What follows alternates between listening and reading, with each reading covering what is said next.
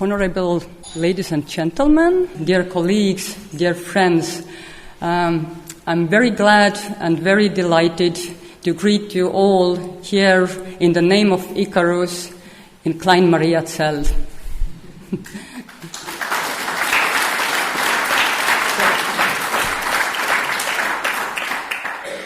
Our ICARUS is celebrating today its 15th birthday. It can be seen as a small number for a man, but it is a significant number for an association and for a community. And ICARUS is a network of archives and related institutions willing to face the challenges of the best practice in the digital era. On the other side, in addition to the institutional point of view, ICARUS means people, and ICARUS means friends and friendship. We all are making ICARUS. Most of us are working for a voluntary basis, and we do our job with passion, and we follow our mission with never-ending excitement. And even during those days, that one may have a question, what does ICARUS mean for me? The answer can be as simple as it is. ICARUS inspires us, and ICARUS connects our souls. And more importantly, ICARUS is a fun spiced with professional talks and meetings. And we all are ICARUS from north to south, from east to west. ICARUS bonds 37 countries, and in my mind it is meaningful to name them all here. Albania, Austria, Belgium, Bosnia and Herzegovina, Bulgaria, Canada, Croatia, Czech Republic, Denmark, Estonia, Finland, France, Georgia, Germany, Greece, Hungary, Iraq, Italy, Kosovo, Luxembourg, Macedonia, Malta, Montenegro, the Netherlands, Norway, Poland, Portugal, Romania, Serbia, Slovakia, Slovenia, Spain, Sweden, Switzerland, Ukraine, United Kingdom, and the United States of America. When I joined ICARUS 9 years ago in Copenhagen, I found on the very first day that ICARUS connects professional and trustworthy people, helpful and joyful colleagues, open-minded and open-spirit fellows from many countries. And that knowledge and that belief hasn't left me. So we all are making ICARUS, and I wish you a very pleasant evening here together with friends, colleagues, but most of all, the connected souls. Thank you.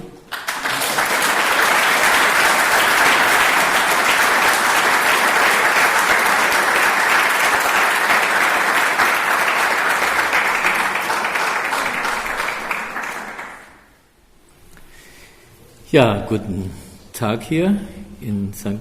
Mariazell, und ich freue mich und fühle mich geehrt, dass Thomas mich angesprochen hat, ich sollte auch ein paar Begrüßungsworte sprechen. Das tue ich sehr gerne, zumal mich ja hier doch einige Jahre verbinden in Freundschaft, in Kollegenschaft und in Verbindung. 15 Jahre, lieber Thomas, als Lutheraner darf ich das sagen, da wird ein Kind konfirmiert. Ja, konfirmiert, das heißt, ja, es ist halb erwachsen, aber doch noch nicht ganz. Ja, es überlegt sich, wie geht die Zukunft weiter. Die Schule habe ich erstmal abgeschlossen, mache ich aber weiter schulisch. Ich habe die Diskussionen gestern und heute verfolgt. Genau diese Themen waren ja angesprochen. Wie geht's weiter? Wo finden wir neue Freunde, Kontakte, oder wo breiten wir uns aus? Wo ist mein nächster Aufenthaltsort? Wo sind meine Schwerpunkte? Ja, 15 Jahre. Ich blicke jetzt selbst mal zurück. Da vor 15 Jahren wurde ich Landesvorsitzender des Bayerischen Landesvereins für Familienkunde. Und da hatte ich gleich, Frau Dr. Ksoll-Marcon, Sie erinnern sich, Audienz bei Ihnen, mit der Generaldirektorin der Staatlichen Archive Bayerns. Und ich war ganz aufgeregt und habe natürlich auch unsere Vorstellungen der Genealogen, der Nutzer, der User der Archive vorgetragen. Ich habe mich gewundert, Sie haben sich sehr viel Zeit genommen und haben mir zugehört und wir haben auch schon erste Kooperationsprojekte angedacht. Wir haben gesagt, wir haben Geld, die Archive haben kein, wir haben damals üppig Geld gehabt, der Verein. Wir könnten uns vorstellen, dass wir auch Digitalisierungsprojekte vorantreiben, können Sie sich erinnern? Wir haben da gedacht, was gibt es denn da? Das waren zum Beispiel die Briefprotokolle, ein großes Anliegen. Aber ich denke, Sie waren sehr aufgeschlossen, aber Ihre Mitarchivare weniger. So habe ich den Eindruck gehabt, Sie wollen jetzt nichts dazu sagen. Aber, und jetzt sind wir 15 Jahre weiter. Wer hätte gedacht, wo wir heute stehen? 15 Jahre und das ICARUS-Projekt. Und ich war sehr erfreut, als natürlich das Bistum Passau bei Matricula online ging. Das war das einzige deutsche oder bayerische Projekt. Und wo wir jetzt stehen, die bayerische Connections, ist also höchst erfreut, was sich da jetzt gerade tut. Man wartet gespannt, wann ist jetzt Regensburg endlich vollends, dann sind wir beim Buchstaben F, vielleicht nächste Woche beim G. Also es geht weiter und das ist nämlich das, was ich hier mitgeben will. Man muss positiv denken und ich denke, dass wir das Miteinander, die Archive und die Nutzer, das ist nämlich das A und O, dass wir uns gegenseitig unterstützen und vor allem diese Crowdsourcing-Projekte, die jetzt aus dem Boden kommen, so plötzlich ploppt da das eine oder andere auf und das ist einfach eine tolle Geschichte und ich freue mich, dass ich jetzt hier noch ein paar Worte sagen durfte und bin ganz gespannt auf die Ausführungen und den Festakt nachher noch. Ein Höhepunkt jagt den anderen. Das war gerade in der Kirche sehr erhebend und sehr beschaulich. Und das war es auch schon von meiner Seite und ich wünsche uns einen guten Verlauf heute noch. Dankeschön.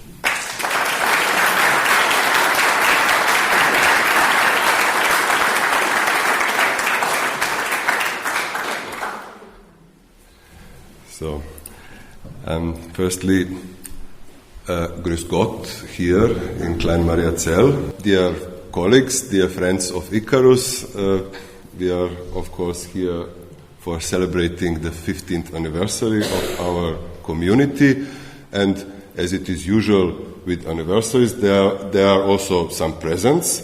And let's say there is one, or the first present for the whole community, namely our first printed volume of an ICARUS convention. That was the convention held in Belgrade in 2019. That's the volume with the name Archives and Archival Research in the Digital Environment. Let's say the three keywords of everything or almost everything what is ICARUS about archives and their contents, about archival research, because there are also many other institutions in ICARUS which are not only archives but also research institutions, and the digital environment, which is something like a specialty or special field where ICARUS members are on that field dealing with.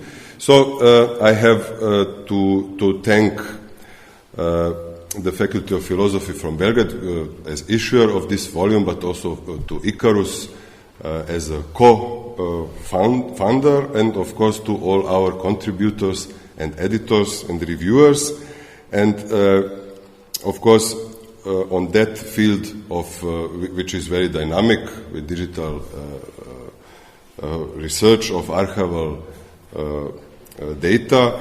It is only one snapshot, let's say, of what has been done in ICARUS community until then, and of course we are hoping to go further with our cooperation, and as a sign of our success, let's say, with this volume, I would like to give this present to our former president, but once president, always president, and for our new elected president, of course.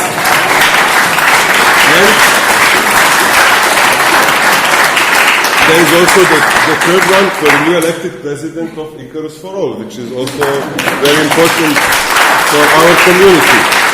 And of course, dear friends, for all of you who are interested in this volume and its contents, there are several copies, hopefully still there at the entrance for everyone who is interested.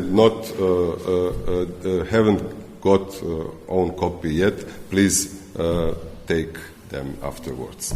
So thank you very much and enjoy our celebration.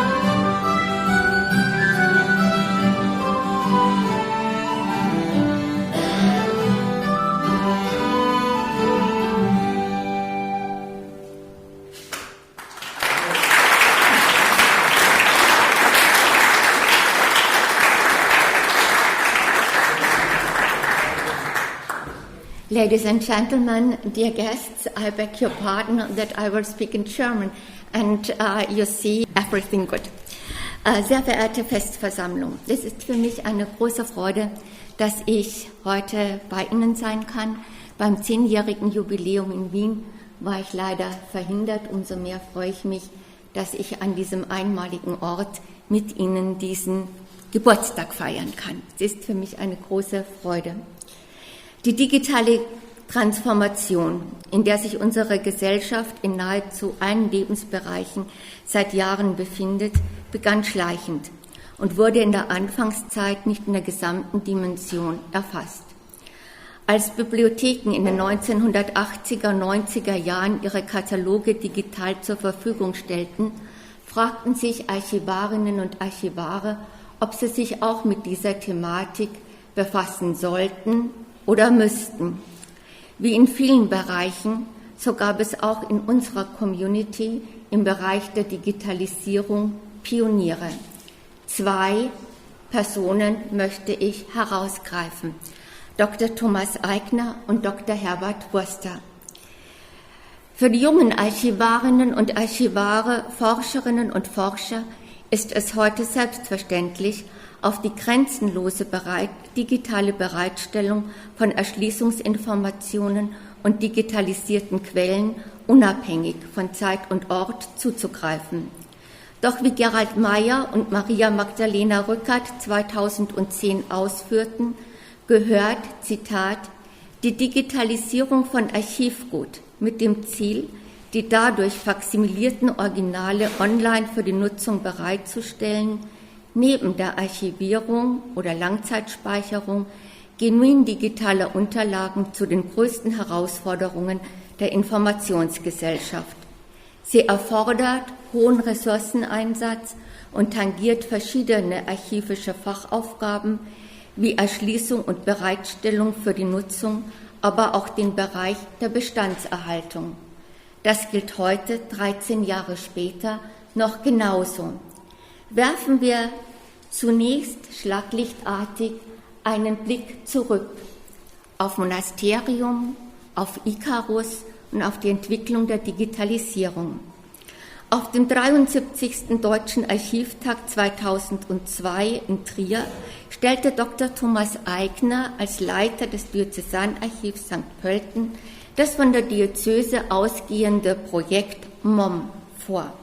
Das Projekt sollte sich zunächst nur auf die Digitalisierung der niederösterreichischen Klosterurkunden und deren Zusammenführung in einer Datenbank beziehen. Es wurde daraus das Projekt zur Erschließung und Erforschung kirchlicher Quellen mit der Errichtung eines gleichnamigen Instituts. ICARUS konnte man nun lesen.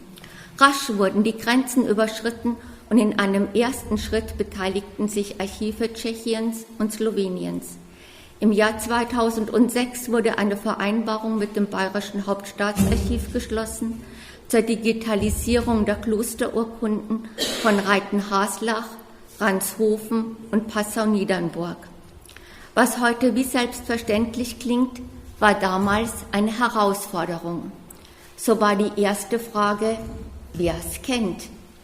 Der große Vorteil einer Kooperation mit dem Institut in St. Pölten war, dass ein Scan-Team mit einem Scanner zu den Archiven reiste, um dort vor Ort die mittelalterlichen Urkunden zu digitalisieren. Da viele Archive noch keinen Scanner besaßen, haben sie nur durch diesen Service des Instituts den Einstieg in die Digitalisierung geschafft. Eine Zusammenarbeit mit externen Dienstleistern war erst im Entstehen und noch heute gilt vielerorts, dass kostbare Archivalien, zu denen unsere Urkunden zählen, nicht außer Haus gegeben werden. Die zweite Frage war, gibt es zu allen Urkunden Erschließungsinformationen? Die Forschung wünscht Vollregesten. Aufgrund fehlender personeller Ressourcen waren und sind oft nur Kurzregesten vorhanden oder lieferbar. Auch in diesem Bereich kam es zu Entwicklungen. Mit Hilfe von Drittmitteln in Deutschland durch die Deutsche Forschungsgemeinschaft wurden Urkundenbestände neu verzeichnet. Auch hier beschritt Thomas Aigner für die Archivwelt neue Wege. Er akquirierte EU-Mittel. Auch wenn das jeweilige Archiv Eigenmittel einbringen musste, so konnten doch weitere Ziele dadurch erreicht werden. Die Frage der Neuerschließung und damit die Herstellung neuer Findmittel und die Retrokonversion vorhandener Findmittel wurde zu einer neuen, festen Aufgabe in den Archiven. Eine wichtige Frage war die Klärung des konservatorischen Zustands der Archivalien. Konnten die Urkunden gescannt werden oder mussten restauratorische Maßnahmen vorgeschaltet werden? Das Ziel war klar. Durch die Digitalisierung und Online-Präsentation des Inhalts konnte das Original geschont werden. Keine haptische Nutzung mehr, keine Wechsel mehr in der Lagerungstemperatur für die Originale. Damit standen die Archive vor der Herausforderung, Arbeitsabläufe neu aufzusetzen und sich intensiv mit der Digitalisierung von Archivgut zu befassen. Urkunden waren vergleichsweise einfach zu digitalisieren. 3, maximal 4 Aufnahmen waren erforderlich. Vorderseite, Rückseite, Siegel, gegebenenfalls zweiseitig.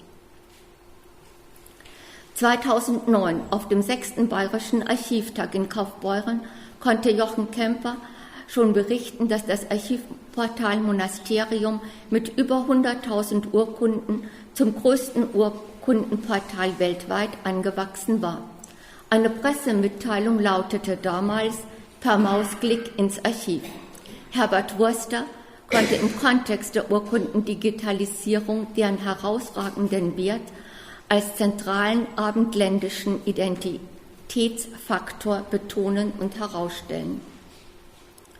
In der Anfangszeit war die Online-Stellung eines Urkundenbestandes noch etwas Besonderes und wurde im Rahmen eines Festaktes begangen. Wenn wir das Jahr 2008 herausgreifen, so wurde im April dieses Jahres die Freischaltung der Urkunden des Klosters Reitenhaslach im Helmbrechtsaal des Rathauses von Burghausen im Beisein des Bürgermeisters der Stadt und mit musikalischer Umrahmung festlich begangen. Und im Juni 2008 fand ein Festakt im Augustinerchor-Handstift Reichersberg anlässlich der digitalen Verfügbarkeit der Urkunden des Klosters statt. Heute, 15 Jahre später, handelt es sich um einen selbstverständlichen Arbeitsschritt. Archive und andere kulturgutverwahrende Einrichtungen vertraten nun die übereinstimmende Auffassung, dass es zu ihren Aufgaben gehöre, ihre Wissensspeicher für jedermann und unabhängig von Ort und Zeit für die Öffentlichkeit und zur Förderung der Forschung zugänglich zu machen. Kulturportale entstanden oder wurden weiter ausgebaut. Das Schlagwort von den offenen Archiven machte die Runde. Heute, so ist der Homepage von ICARUS zu entnehmen, haben auf der Plattform Monasterium 231 Archive über 660.000 Urkunden eingestellt und weiteres Archivgut aus knapp 2000 Archivbeständen. Eine enorme Leistung. Heute variieren die online zugänglichen Quellen von Archiv zu Archiv und sind je nach Bestand unterschiedlich. Monasterium präsentiert heute historische Dokumente verschiedener Archive Europas, die die politische, wirtschaftliche und kulturelle Entwicklung seit dem Mittelalter dokumentieren. Im Jahr 2008 wurde das International Center for Archival Research, ICARUS, geschaffen, als internationales Konsortium zur Unterstützung der Archivforschung und Digitalisierung von Archivgut mit Thomas Aigner als dessen Präsidenten. Damit rückte nun noch stärker als bisher die internationale Zusammenarbeit in den Mittelpunkt. ICARUS gehören, wir hörten es vorhin schon, heute mehr als 180 Archive und wissenschaftliche Einrichtungen aus 37 Staaten an. ICARUS setzte neue Akzente im Wissensaustausch und im Miteinander zwischen den Archivarinnen und Archivaren und der Einbeziehung der Wissenschaft.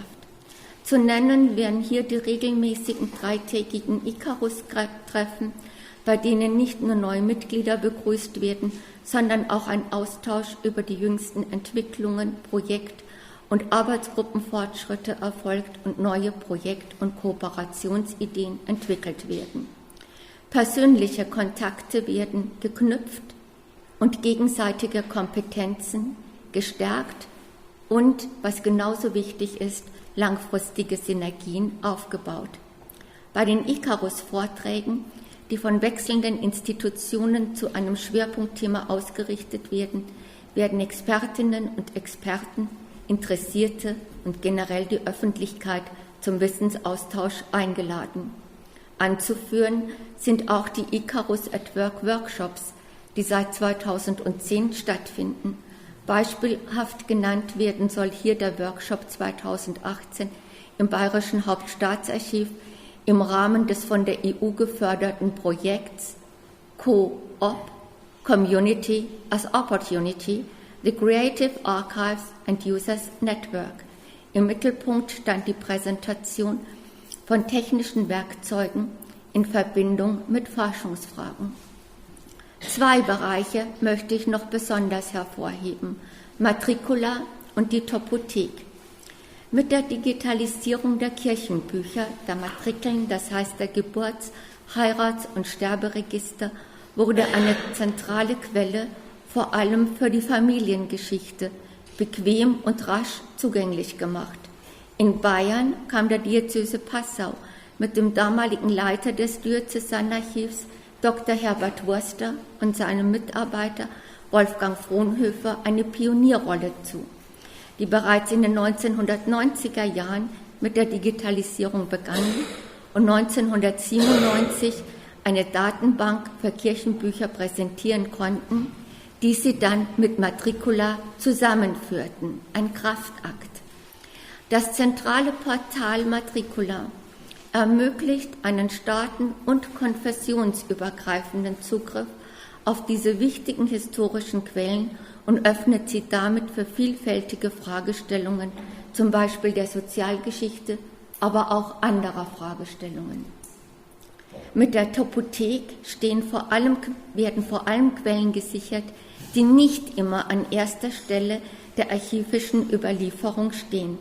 Private Nachlässe und hier vor allem Fotos. Es ist das große Verdienst von Alexander Schattek, dass dadurch wichtige lokalhistorische Überlieferungen gesichert werden. Die Topothek ermöglicht aber auch kleineren Gemeinden, ihre Überlieferung online zu stellen.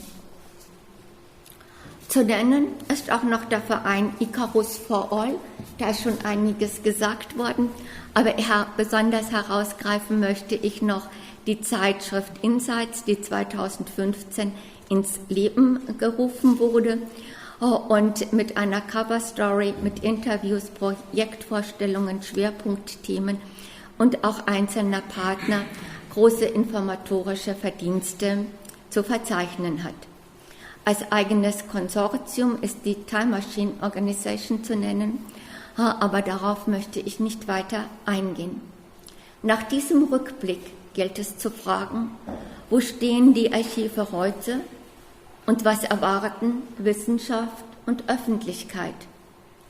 Die Digitalisierung analogen Archivgutes und die digitale Informationsbereitstellung sind eigene Arbeitsbereiche in allen Archiven geworden, die sich wiederum in verschiedene Bereiche untergliedern, die es eigens zu betrachten gilt.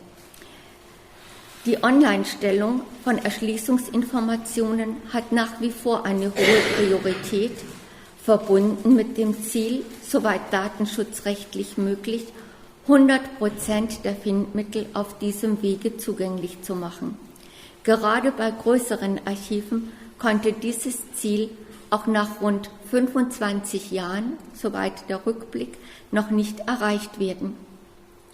Bei der Digitalisierung von Archivgut stehen in der Regel jene Bestände im Fokus, auf die häufig zurückgegriffen wird, und zwar aus Gründen der Forschungserleichterung wie aus konservatorischen Maßnahmen. Nicht selten müssen auch restauratorische Maßnahmen vorgeschaltet werden. Hinzu kommt als weiterer großer Bereich die Online-Stellung originär digitaler Unterlagen, sofern bereits möglich. Daraus ergeben sich originäre IT-Aufgaben wie die Speicherung und Lesbehaltung der Erschließungsinformationen, der digitalen Images sowie der originär digitalen Informationen, auch im Hinblick auf deren Weiternutzung. Das gilt sowohl für die einzelnen Einrichtungen selbst als auch, je nach Organisationsform, für die großen Portale.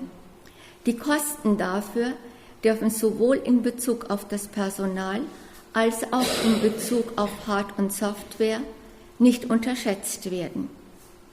In Deutschland befasst sich der Rat für Informationsinfrastrukturen, der vor einigen Jahren von der Bundesregierung eingerichtet worden war, unter anderem auch mit diesen Fragen in Verbindung mit der Errichtung nationaler Forschungsdateninfrastrukturen für einzelne Forschungszweige.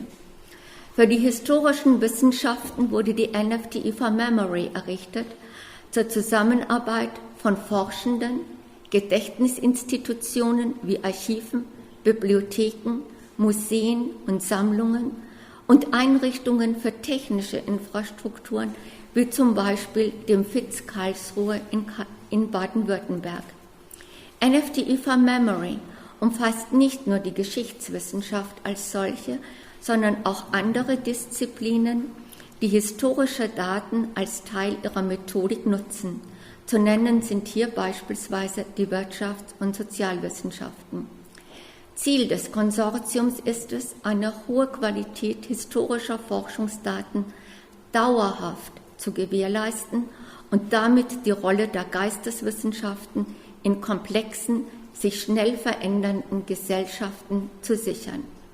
Ein Hauptziel von NFT4Memory ist es auch herauszufinden, wie die Traditionen der Quellenkritik, ein Spezifikum der historisch arbeitenden Disziplinen, auf digitale Daten angewendet werden können. Die Wissenschaft nutzt die Online-Angebote der Archive, insbesondere die Angebote von Monasterium, bereits seit Jahren.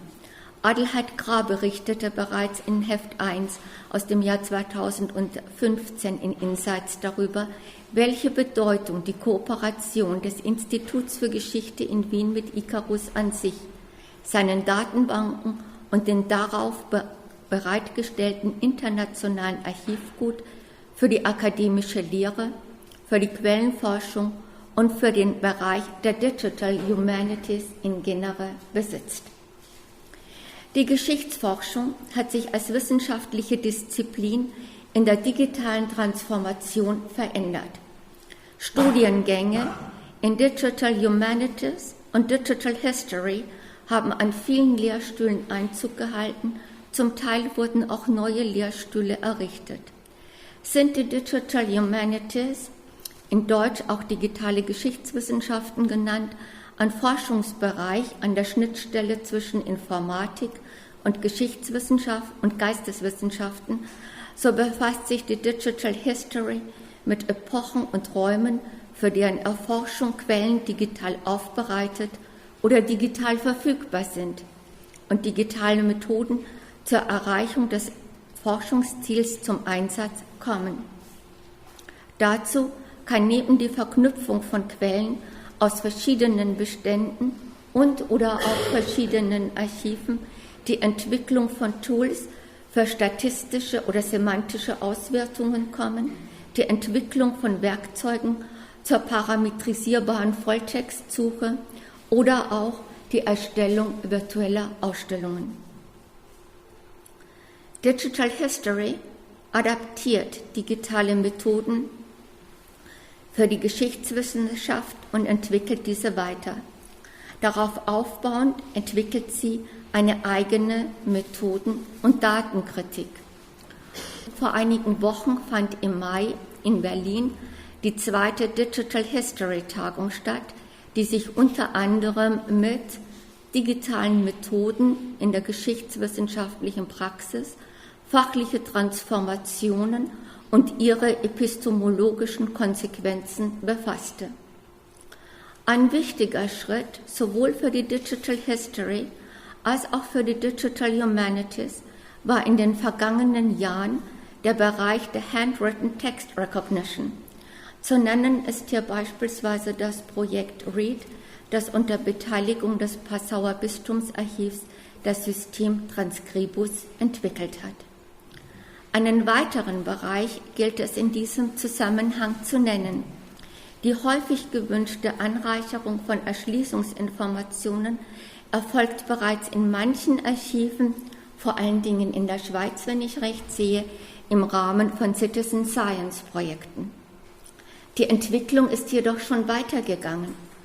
Zu nennen ist der Einsatz der künstlichen Intelligenz als historisches Werkzeug. Die automatisierte Texterkennung kann dazu bereits gerechnet werden. Weitere Möglichkeiten gibt es jetzt bei der Verwendung von ChatGPT. GPT steht, wie Sie wissen, für Generative Pre-trained Transformer, in dessen Kern Large Language Models stehen. Large bedeutet hier Wortmengen im Billionenbereich. GPT kann damit aus vielen bekannten Texten einen neuen Text generieren. Aber, so fragte Malte Rehbein, ist das neues Wissen oder haben natürlich in deutlich reduziertem Umfang Historikerinnen und Historiker in der Vergangenheit oft auch genau dieses gemacht? Festzuhalten ist, Archivarinnen und Archivare müssen digitale Forschungsmethoden, für die Forschungssparten, für die sie digitale Forschungsdaten als Kompetenzzentren bereithalten, in engem Konnex mit der Forschung mitgestalten. Malte Rehbein sagte am Archivtag in Passau, dass die Fachleute selbst die Revolutionäre sein sollten. Diese Aufforderung von Malte Rehbein an Archivarinnen und Archivare ist umso wichtiger, wenn wir uns vergegenwärtigen, dass das Open Archival Information System, das heute als Selbstverständlichkeit von Archivarinnen und Archivaren für die Struktur der Übernahme, Speicherung und Zugänglichmachung digitalen Archivguts angewandt wird, nicht von Archivarinnen und Archivaren auf der Grundlage archivwissenschaftlicher Überlegungen entwickelt wurde, sondern aus der Luft- und Raumfahrttechnik stammt und auch der für die Objektbeschreibung erforderliche Metadatenstandard Premise nicht von Archivarinnen und Archivaren, sondern von Bibliothekarinnen und Bibliothekaren entwickelt wurde. Mit der Schaffung der Datenbank Monasterium wurde ein zentraler Grundstein gelegt für die digitale Geschichtswissenschaft auf Quellenbasis mit einer offenen Forschungsdateninfrastruktur. Damit zählt Thomas Aigner zu den Revolutionären. Doch es muss weitergeführt werden. Mein Dank jedenfalls gilt Thomas Aigner und seinem gesamten wunderbaren Team. Ich danke Ihnen.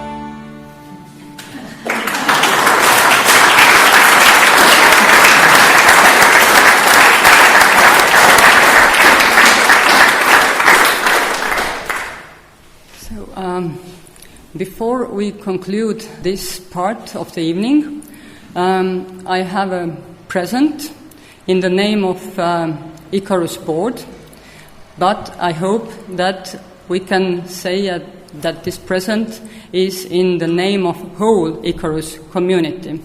And we all know who will have this present. But the present is tightly connected to one of the symbols of ICARUS. And the symbol is, as we all may know, the wings.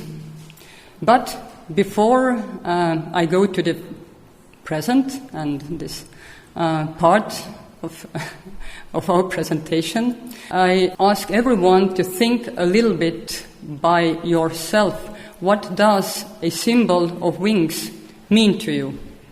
So everybody can just for a while think about it, and I can speak a short story about my own experience of wings that are connected directly to ICARUS.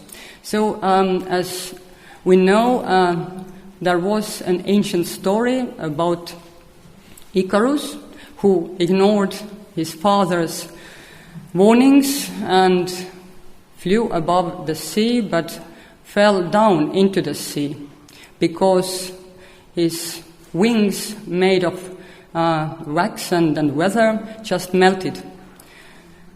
And I heard the story first time heard, perhaps read a little bit earlier, but heard from one of my lecturers in the University of Tartu on the first grade when I was 18.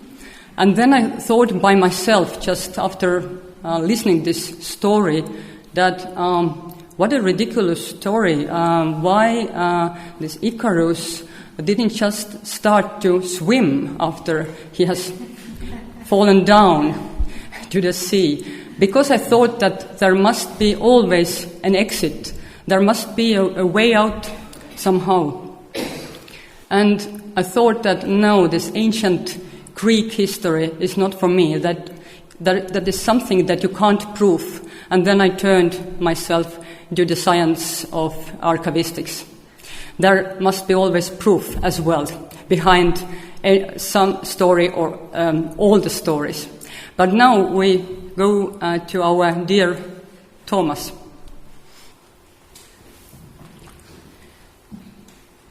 So this present here is made of silver, and there is our symbol, the wings of Icarus. For you, for being our brilliant president of Icarus, always carrying on, always supported every single member of our team, and always be there. So please.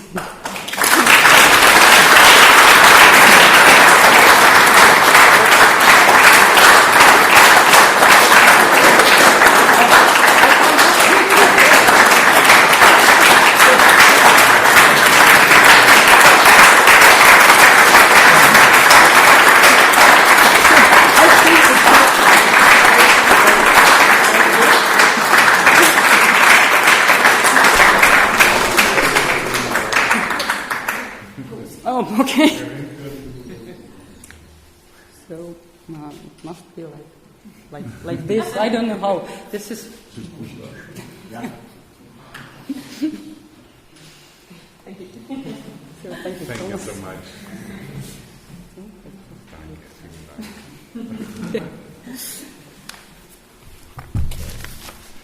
So, my dear friends, thank you so much for this wonderful surprise.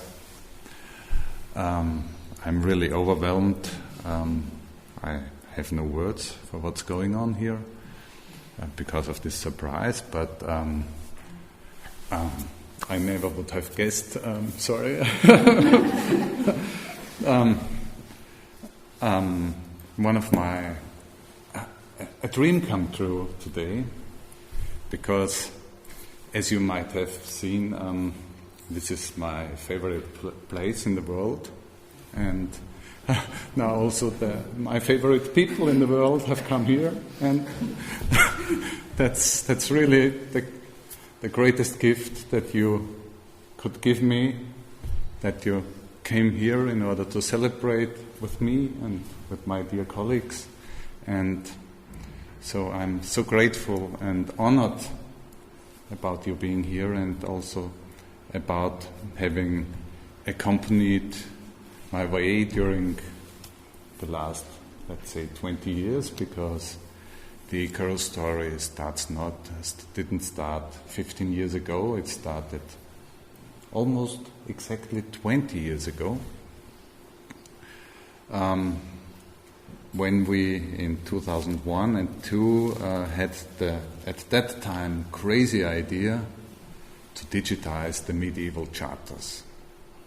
You can imagine, in the view of traditional historical research, that was kind of heretic, because publishing sources could only be done with critical editions of highest quality. And so setting documents online with old edition texts or just regests that were not fully proved was a kind of difficult story. And where's Carl? Is Carl somewhere? Yeah, Carl is there, so Carl is the one who can testify that very well. So we had to struggle really a lot in order to find a way, and in order to realize our dream of bringing the medieval charters of Lower Austria online. And we didn't have any idea at that time how this would turn out, because as you see here, this is the place where I come from, and you can imagine that I didn't have any idea of European archives or history in Estonia or somewhere else, because my view was quite focused here on this place and the region, the so-called Heimatforschung. And bringing the charters into the net was, let's say, we simply wanted to make our research here in Lower Austria more easier. But then some strange things happened. Strange things in the sense that they were unexpected. Because we met people during the years that opened up step by step new perspectives and that created a certain dynamics that was not unforeseeable. So, and one key person in that beginning years and one of the most innovative thinking persons in the archival world, I can say, was my dear friend Herbert Wurster. And I'm also very happy that your successor, Hannelore, has come today too. Yeah, so Herbert was the one who suggested at that time, let's use some European money. And so we started to investigate. And we found the culture program of the European Union. And the challenge was we needed some partners. It was no challenge. We were Austrians, we were Bavarians, and we found first partners in Hungary. It was the Archabbey of Pannonhalma, and my way took me to the amazing, marvelous Prague, and to the Archabbey of Břevnov, or something like that. And the charters of that abbey are until today in the National Archives. So we had to deal with the colleagues in the National Archives. And so the first international project was born with those colleagues, and it created such a dynamics that other archives around Austria got interested in joining us. And so after 3 or 4 years, we had about 60 archives in a working group, or we called it at that time Monasterium Consortium, and they were all interested to bring their charters online.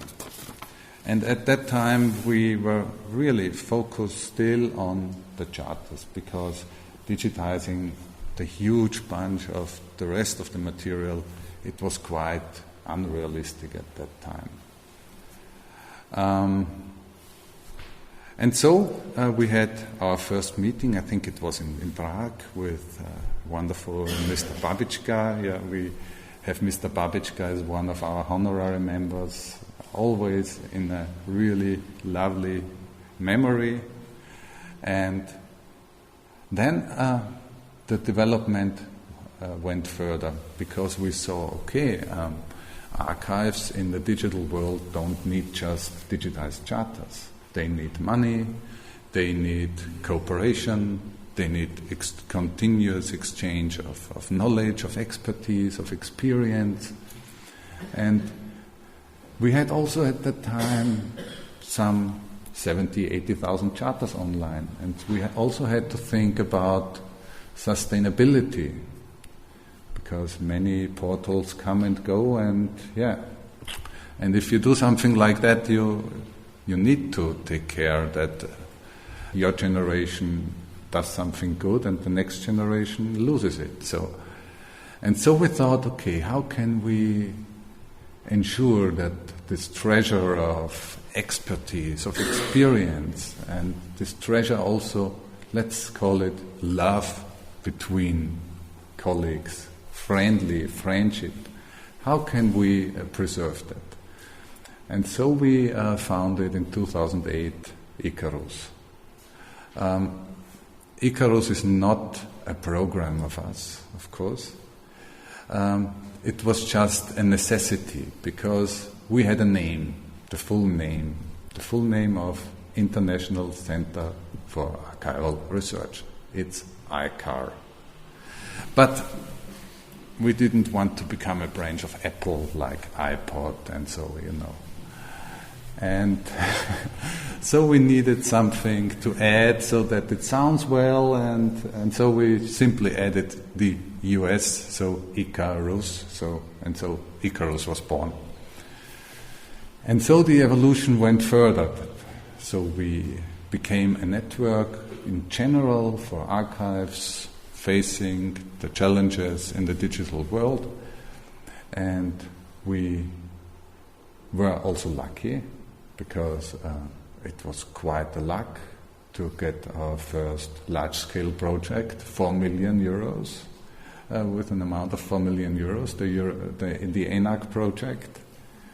And it enabled us to also to enlarge our network and to enrich it. And you see here sitting Vratka and Antonella.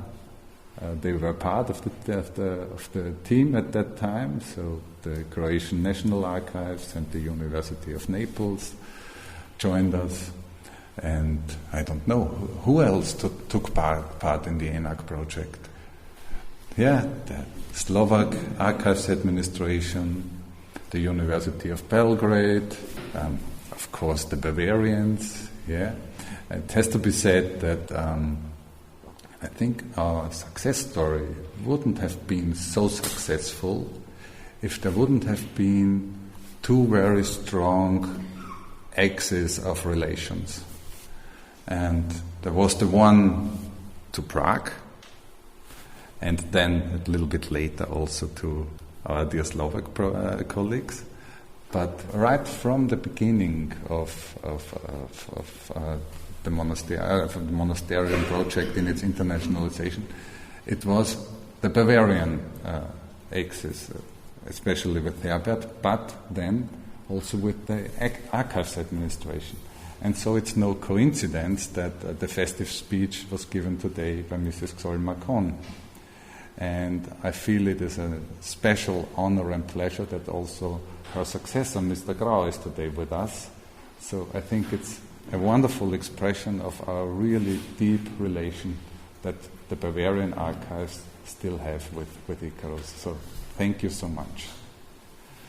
Yeah, we had the ENAC project, and within the ENAC project we expanded the network further. And within the ENAC project, one of the goals was how can we ensure sustainability? And there was another crazy idea, and that crazy idea again came from Herbert. Because we had a meeting in Passau and we thought about financial sustainability, and the issue was, and still is, that there is no funding instrument in Austria to fund associations permanently, to ensure their existence. And Herbert's idea was, let's found a French association. And my first thought was, an association of an association. Yeah, it sounds a little bit crazy at the first glance, but at the second glance, it was perfect. Not only in terms of finances, because ICARUS4all contributes to ICARUS every year a certain amount of money, so it ensures financial sustainability too. But the other thing is, it's not always about the money. It's always about the people. It's the same like in ICARUS. In ICARUS, our huge asset, our huge treasure are we as persons. What we contribute and how we communicate and how we cooperate. And it's the same with ICARUS4all.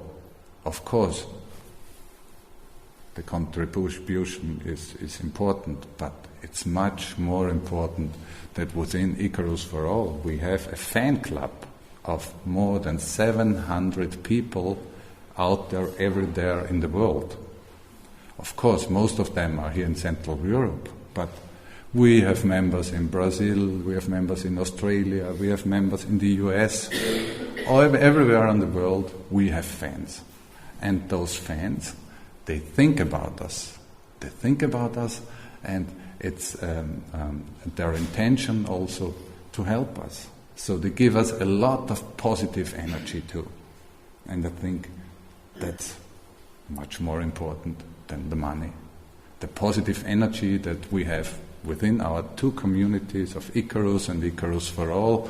And today we had a meeting, and we've discussed there how we can make closer ties between ICARUS4all and ICARUS. And I think this is something that will determine the future in general of cultural heritage institutions, that they are no monolithic blocks standing there and providing services. I think in the digital world, the partnership between the institutions and the users is crucial and is key, because in the digital world, everybody can contribute something. And the huge mass of people out there, they are willing to, and they are motivated. And so I think we really have quite nice challenges ahead of us. So ICARUS4all, another milestone. The Topotheek, you mentioned it. Alexander is sitting there. Yeah. What I said about Herbert is, I can say the same about Alexander. Yeah. I've never seen such an innovative but at the same time passionate person.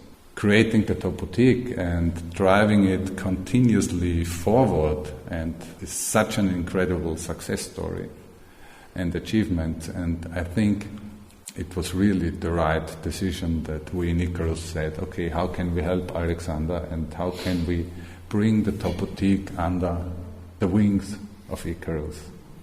And I think it's become a quite good combination, and we're all really, really happy about that.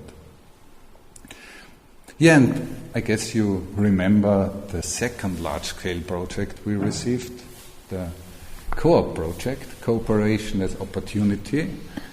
I think that's some kind of our motto. Cooperation is always an opportunity, and it opens windows that you wouldn't have expected before. And within this project, the Estonian National Archives joined us, also the Finnish National Archives joined us, and many others. So it enabled us to grow further. And I think it was quite a surprise that a German Landesarchiv took over the lead part there, the Hessian State Archives. We were very grateful that they did that. But this is also an interesting example how the coincidence directs what you do. Because we met our dear Francesco from the Hessian State Archives only per coincidence. We met him in Munich at the workshop. We didn't talk there at the workshop, and after the workshop we had to rush to the train station, and we coincidentally sat in the same taxi. And those 5 minutes to the main railway station were enough to fall in love. Wasn't it like that?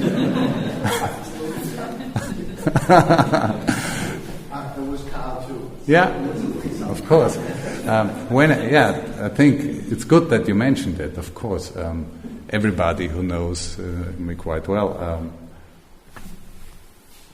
about everything I'm telling you, you always have to put Karl to my side. Yeah, so he's the second very important part of that story. Yeah. He denies that, but remember, Karl, the many discussions we had with the archives about the necessity of digitizing. Yeah, it was quite fun, wasn't it? Because from discussion to discussion we had better arguments, and so they could not escape. So at the end of the day, and that's also some kind of resume, digitization cannot be stopped. At the end of the day, every church archives ends up in matricula. We just need to wait. At the end of the day, every medieval charter will end up in monasterium. And at the end of the day, we will end up all in the big data of the past. And so the Time Machine project opened us new perspectives, and I think that's also the direction of the future, that we don't think in documents anymore. We think in data, in big data, and how can we link the data and how can we make the most out of it. And I think it's always important that organizations renew themselves from time to time. The worst thing is if an organization is led by the same person for 10 or more years. And I think so the 15 years, it's really enough.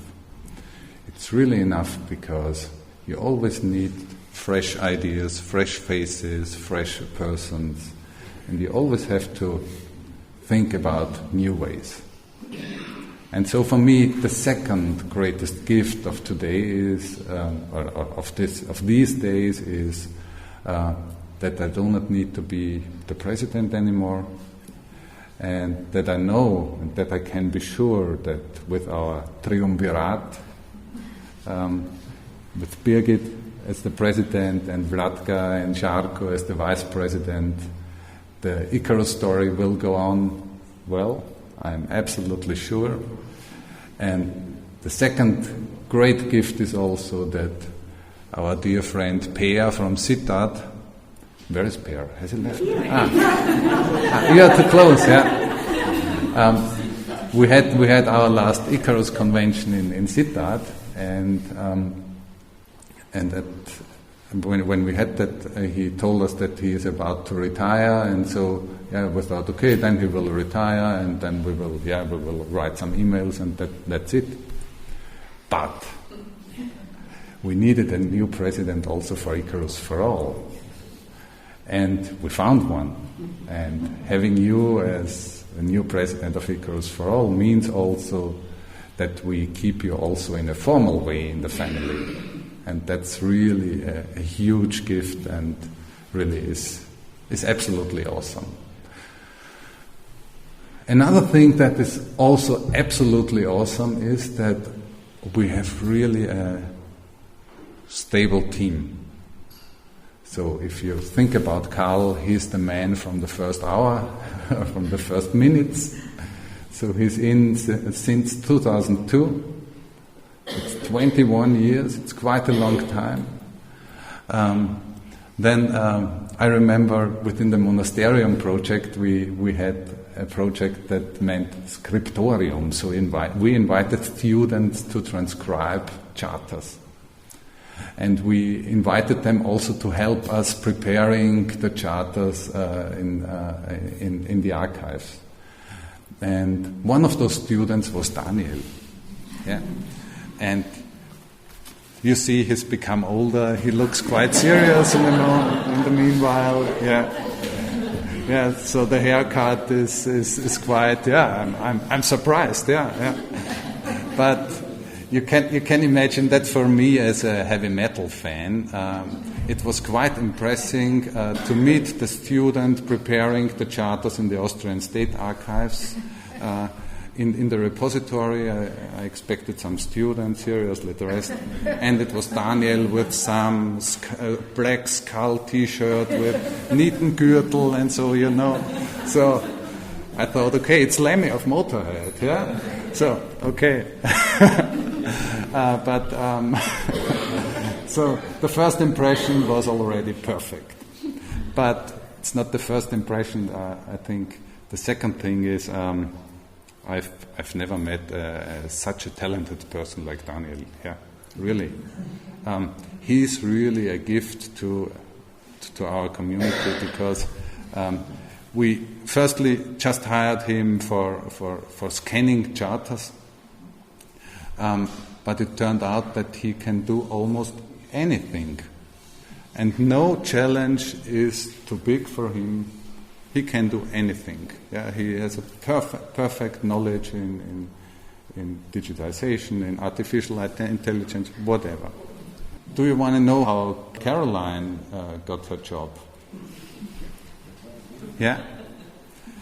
She was also some kind of student carrying out digitization in the Austrian State Archives. And she did that in such a proactively way that after the first day she deleted all the scanned images. And I thought to myself, okay, this lady knows how to work, she has energy, so she's deleted the charters, but she can do great stuff. And now Caroline has been with us already 16 years. So if we add the time machine time. Yeah, and in 2010 I got to know a private investigator carrying out genealogy, and I never would have guessed that we would hire a private investigator as a scan man. That you can call deep in the night, at 3 o'clock in the night, you can call him and say, "Hey Robert, can you go to Munich and scan Mrs. Ksoll-Marcon's charters?" 1 hour later he's on the road, and at 9 o'clock he's in Munich and does the job. So, and it's also incredible that Robert has been with us now for 13 years. Yeah, for 13 years we have Robert, we have Karl, we have Caroline, we have Daniel, without any basic funding. Imagine that. Only with project money from time to time. Yeah, I think if I think back, it's incredible. It's really incredible. And here are 2 other guys sitting, and I'm also highly, highly delighted that Andreas and Johannes are here, because we talked a lot about matricula. Somebody must do the job. Somebody had to go to the parish offices and collect the books, had to convince the parish officers, give me the books, and then they were not given all the books. They had to search the houses, and they had to prepare that for the digitization. And that wonderful job took over those 2 guys here. So all of you who are into matricula, look at those guys. They are really important. They were really important for you. And what I feel is really delighting is if you have a good team and your people find their way then. So in the meanwhile, Andreas is the archivist of the Danube University in Krems, and Johannes, he is the head of the archives of the Evangelic Church in Austria. So that's a wonderful story. Or if I look at Stefan, yeah, we haven't met for 20 years or something like that. Of course, your collaboration in Monasterium was just one small episode, but you are also part of that story, and it's highly delighting for me that you're here there,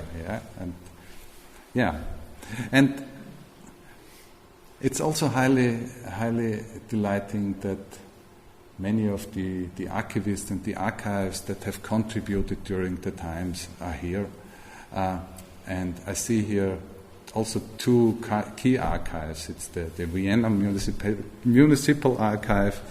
Brigitte is here. We digitized all the charters some years ago.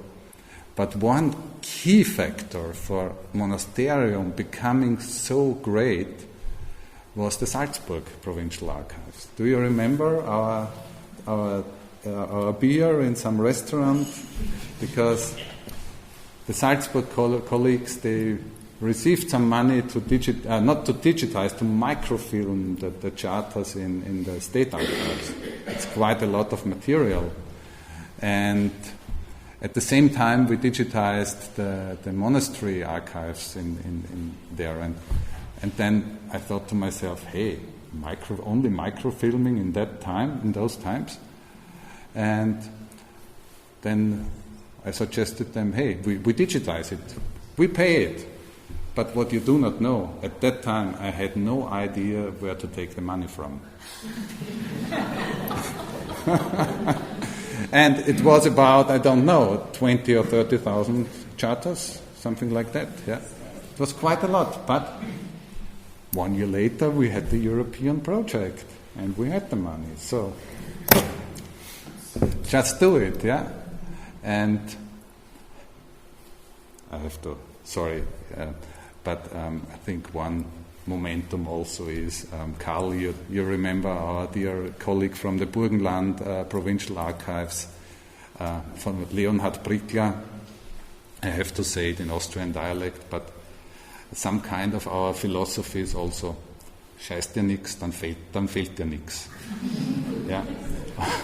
Und ich denke, auch so kann man im Leben weiterkommen.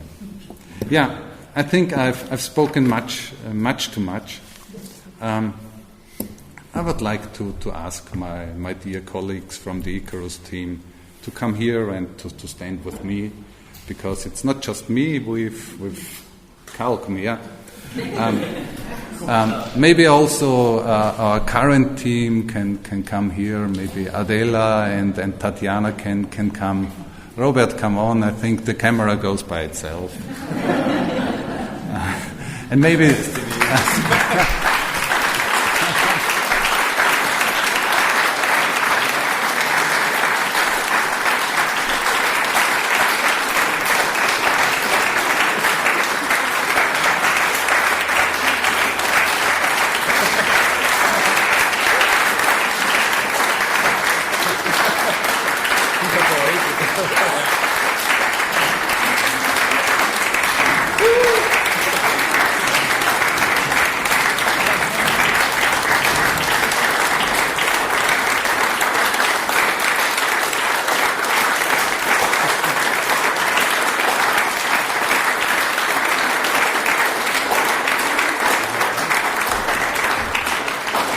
Thank you so much. I think at the end I have to thank all of those who've accompanied that way. I think we've had a wonderful cooperation, and in some way, but in a transformed way. We're talking about digital transformation, so this is not digitally transforming itself, but in another way. Thank you so much. It's been a wonderful adventure and experience.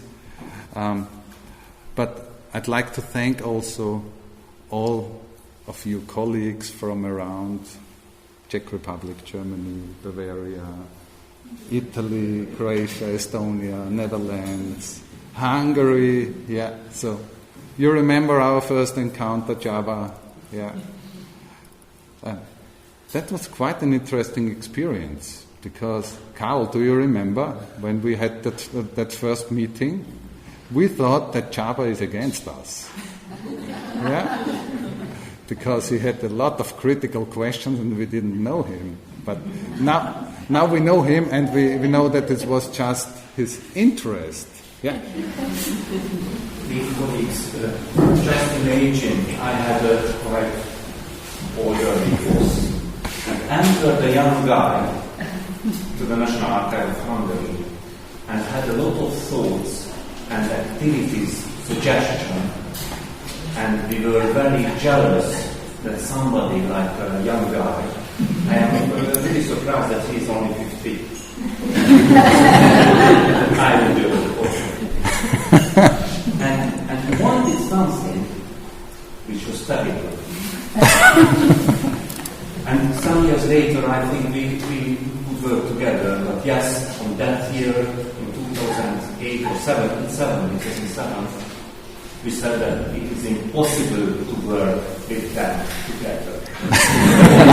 Anyway, I am the only Hungarian representative now. So, no, it was wonderful. So, dear Java, dear all the other colleagues who are here around, thank you so much. Thank you for that wonderful cooperation, and I'm really excited to see what the future will bring. I also want to thank Ingrid and Horst for filming today's event, but I see the Mariazell team has shown up here. You see here in this wonderful building, I've missed to show you a picture, but it was a garage for trucks. It was a ruin. And with our marvelous team, we made it to rebuild it so that we can celebrate here. And with our marvelous team also, we continue the evening, and they are there. So maybe you would like to show up and present yourselves. We have there Johan, we have Rosemarie, and we have Karin there in the back. They are also the pillars of that project here. And you see, I've resigned as the ICARUS president, but this evening I'm still your president because I'm the president of the association running this house. And if you want to keep on having me your president, you can become a member of this association too. So when you exit the door there behind, my dear colleagues will give you a bag with some information material and one very unimportant application form. So if you want to become part also of this family, you're warmly invited, but you don't need to because you are already part of my ICARUS family anyway. So, thank you so much. I hope that this speech was not too long, but it was my last as some kind of still and not ICARUS president. Now I'm looking forward to being the general secretary, with stressing the secretary. And let's finish with some music, and then I will give you some organizational hints.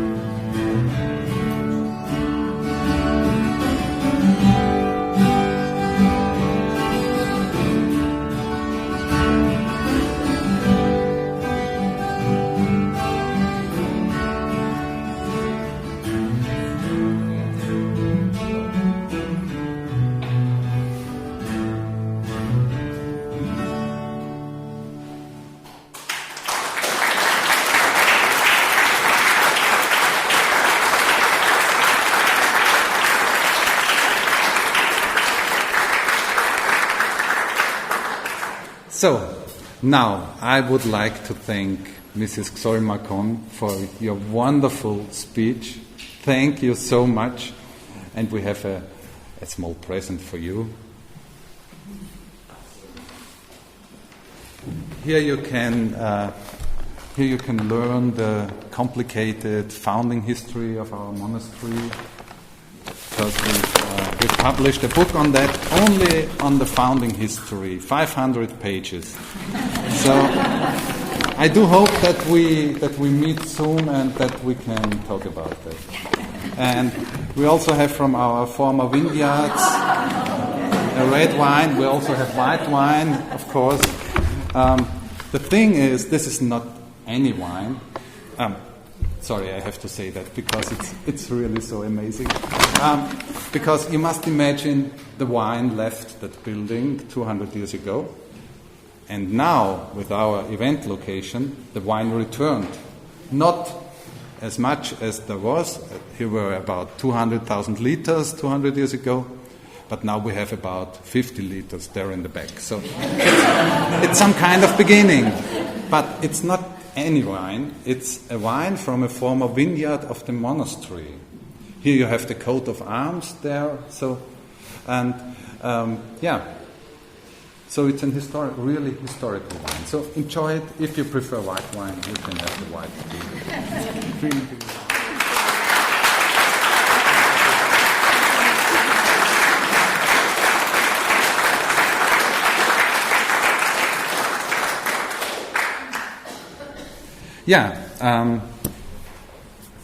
Since this is really a historical moment, I think we have to put that on a photo.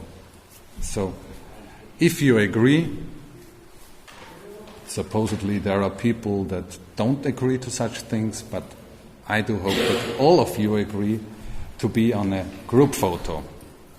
So I would suggest that we all leave the building, and in front, under the coat of arms of the builder of that house, of Ebert Jacob Pach, we take a photo of all of us. Thank you so much.